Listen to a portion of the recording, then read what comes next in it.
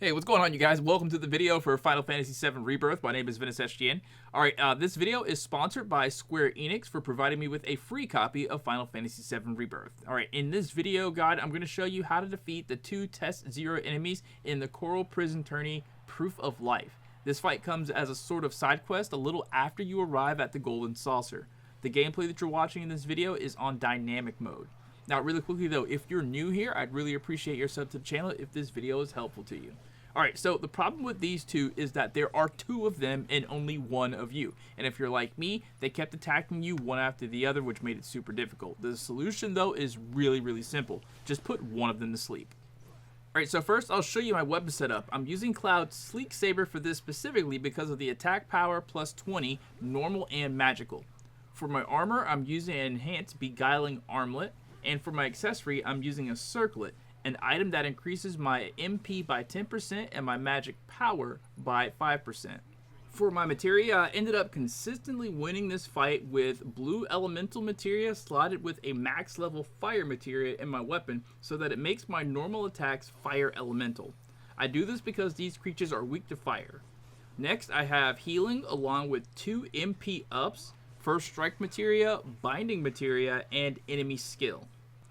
Okay, so the idea behind this fight is to keep one of them asleep while you deal with the other one. Start this fight by putting one to sleep using the binding materia. For the purposes of this video, the one that is not asleep is going to be considered main target because this is the one you're going to defeat first. Directly after you put one of them to sleep, start launching Cloud's ranged attacks at the one that is awake, the main target, but keep your distance. I started doing a pattern of 2 dodges back and 1 blade beam, 2 dodges back, 1 blade beam, repeating that until I got another ATB charge. I then used that ATB charge to send Fyra at the monster. This will fill a good bit of its stagger bar. Continue with ranged attacks until it closes the distance on you and get ready for a Punisher mode block and counter if the creature gets too close to you. Now, Test Zero has a few different types of attacks. It can cast attack magic, fire, lightning, and ice. These can be avoided by dodging away continuously at the last moment so the spell just misses you. Bolstering Whip is an attack that it does by jumping up and slamming down with its head tentacle. You can Punisher mode block this attack. After it does its attack, it usually follows up with a smaller attack, so continue to block directly after Bolstering Whip.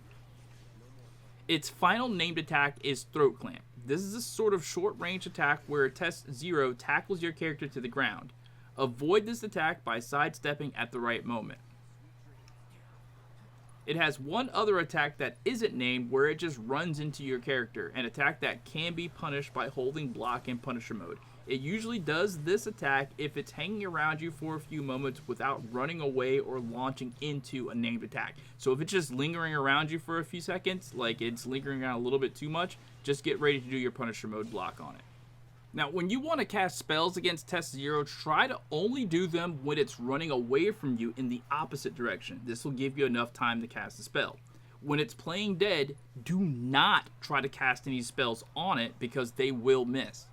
Casting sleep on it will only knock it out for about 25-30 seconds, so keep a close eye on the enemy that you put to sleep and try to put the main target to sleep before the other one wakes up. Ideally, what you want to do is put the main target to sleep, then quickly go and attack the other creature before it has a chance to wake up on its own. This will give you a few free attacks to up your ATB gauge. Attack not main target a few times, maybe allow it to use Bolstering Whip one time so you can use Punisher mode to block it and gain more ATB charge, and then somewhere find a window to put it back to sleep, preferably before main target wakes up, but while you have 2 ATB charges because you need to hit the sleeping main target with a fire spell.